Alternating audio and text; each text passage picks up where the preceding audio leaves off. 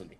Okay, వి ప్రకాష్ గారు, conclude చేసే ముందు వాట్స్ మీ ప్రెడిక్షన్ ఏంటి? జూబ్లీ హిల్స్ బై ఎలక్షన్ తర్వాత తెలంగాణ రాజకీయాలు మారతాయా?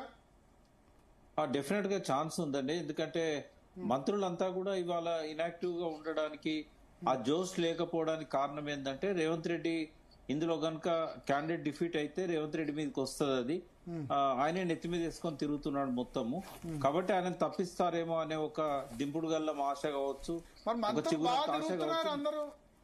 మంత్రులందరూ మంత్రివర్గం మొత్తం జూబ్లీ హిల్స్ లోనే ఉన్నది. బట్ మొక్కుబడిగా నడుస్తుంది. ఇందాక ప్రియా చౌదరి గారు చెప్పారు మైనంపల్లి గారి క్యాంపెయిన్ ఎట్లుందనేది ఆమె చెప్పారు. అట్లాగే మంత్రులు కూడా వాళ్ళ జవాబు లేదండి వాళ్ళ దగ్గర. ఎవరన్నా నిరుద్యోగ యువకులు నిలదీసినా కూడా పథకాల గురించి ముసలమ్మ అడుగుతున్నప్పుడు జూపల్లి కృష్ణారావు గారు కానీ ఇట్లా ఎవరు కూడా కరెక్ట్ వాళ్ళు కౌంటర్ సమాధానం ఇవ్వలేకపోతున్నారు. వాస్తవంగా రేవంత్ రెడ్డి గారు కూడా కేటీఆర్ లేవనెత్తిన అనేక అంశాల మీద ఆయన కౌంటర్ ఇవ్వడంలో ఫెయిల్ అవుతున్నాడు. అంటే ఇందాక శరత్ గారు అన్నట్టు ఆ కాన్ఫిడెన్స్ అనేది పోయిందేమో అని అనిపిస్తా ఉన్నది.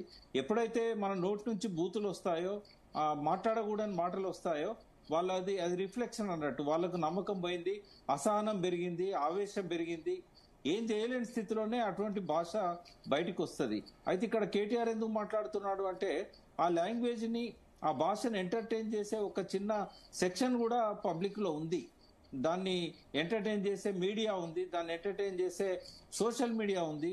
అందుకని తప్పట్లేదు ఆయనకు. నాకు తెలిసి ఏంటంటే ఆయన కావాలని మాట్లాడుతున్నాడు, ఈయన కౌంటర్ చేయడానికి అని అనిపిస్తుంది. సహజంగా ఆయన నోట్లోంచి అట్లాంటి భాష రాదు. కేసీఆర్ గారేమో వేడెక్కేయడానికి, ఉద్రేకాన్ని రెచ్చగొట్టడానికి ఉద్యమంలో అట్లాంటి భాష కావాలని వాడేవాడు. ఇక్కడ రేవంత్ రెడ్డిని కౌంటర్ చేయడానికి ఆయన తిడతా ఉంటే మనం పడుకుంటా కూర్చుందామా, ముళ్ళును ముళ్ళుతోనే తీయాలి, ఆయన భాషను ఆయన భాషతోనే తిప్పికొట్టాలి అనే ఒక తెచ్చి పెట్టుకున్న మాటలే తప్ప సహజంగా ఆయన ఇట్లాంటి భాష మాట్లాడాడు. ప్రకాష్ గారు, ఇంకో విషయం, గత ఎన్నికల కంటే ఓటర్ల సంఖ్య పెరిగింది కదా గణనీయంగా. మరి ఇది నియోజకవర్గంలో ఓటింగ్ సరళిని ప్రభావితం చేస్తుంది అనుకోవచ్చు? అంటే మీకు కేటీఆర్ గారు బయట పెట్టారు మీడియా సాక్షిగా 24,000 ఓట్లు కొత్తవి తీసుకొచ్చి పెట్టారు. అందులో సిరిసిల్లలో ఉన్న ఓటర్ కూడా ఉన్నాడు. సాక్షాత్తు క్యాండిడేట్ బ్రదర్ 3 దిక్కులో ఓటు హక్కు ఉంది, ఒకటే కాన్స్టిట్యున్సీలో అని చెప్పాడు. రాజేందర్ నగర్ లో ప్లస్ 2 దిక్కుల జూబ్లీ హిల్స్ లో. ఇట్లా కొన్ని ఓట్లు అట్లా రకంగా చేర్పించారు. ఇందాక కూడా మన 10,000 మందిని తీసుకొచ్చారు అనేది ఒకటి వచ్చింది, 1000 మందిని అనుకుంటా ఎంతో. తర్వాత దాంతో పాటుగా ఒక 12,000 ఓట్లను తొలగించారు అనేది. అంటే ఈ తొలగించిన వాళ్ళల్లో చాలా మంది ఉన్నారు ఇక్కడ. ఇవన్నీ కూడా మనం చూసినప్పుడు ఏంటంటే ఓట్ చోర్ అనేది అయితే బీహార్ లో ఇతర ప్రాంతాలలో ఆ పార్టీ నాయకులు, అగ్రనాయకులు మాట్లాడుతున్నారో అది ఇక్కడ కూడా జరిగిందని అనిపిస్తా ఉన్నది. బై ఎలక్షన్స్ లలో అది ఎలక్షన్ కమిషన్ కు కంప్లైంట్ ఇచ్చినా కూడా, సాక్ష్యాధారాలతో మీడియా ముందు చెప్పినా కూడా దాన్ని తీసేసినట్టు అనిపించలేదు. ఇప్పటివరకు అయితే ఎలక్షన్ కమిషన్ నుంచి అట్లాంటి క్లారిటీ అని రాలేదు. చాలా ఇప్పుడు ఈ ఎలక్షన్ లో ఒకవేళ నవీన్ యాదవ్ గెలిచినా కూడా డిస్క్వాలిఫై చేయడానికి కావలసిన ఆధారాలను ఆయన వదిలేశాడు, ముఖ్యమంత్రి గారు కానీ నవీన్ యాదవ్ గారు కానీ. కాబట్టి రేపు ఆయన గెలిచినా కూడా వీళ్ళు కోర్టుకు వెళ్ళి దాన్ని క్యాన్సిల్ చేయమని చెప్పి ఆ గెలుపును రద్దు చేయమని కూడా అడగడానికి కావాల్సిన సాక్ష్యాలు బీఆర్ఎస్ వాళ్ళ చేతుల్లో ఉన్నాయి. ఎవరు గెలిస్తే? నవీన్ యాదవ్.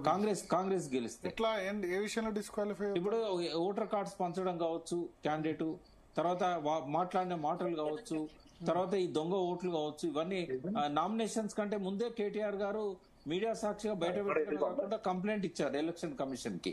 దాని మీద వాళ్ళ స్పందన ఏం లేదు. ఇవన్నీ కూడా రేపు హైకోర్టులో చాలా ఇంపార్టెంట్ పాయింట్స్ అయితే శరత్ గారిని అడగండి. చాలా గెలిచినా డిస్క్వాలిఫై అవుతారా? చేయొచ్చు, తప్పేం లేదు కదా.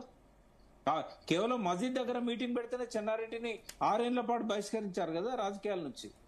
1968లో వందే మాత్రం రామచంద్రరావు గారు వేసిన పిటిషన్ మీద ఆయన రాజ్యసభలో మళ్ళీ తర్వాత పోయి అక్కడ మంత్రి అయిన తర్వాత కూడా కోర్టు ఇచ్చిన దాని మీద కట్టుబడి ఆయన బయటకు వచ్చారు తెలంగాణ ఉద్యమాన్ని స్టార్ట్ చేయడానికంటే ముందు.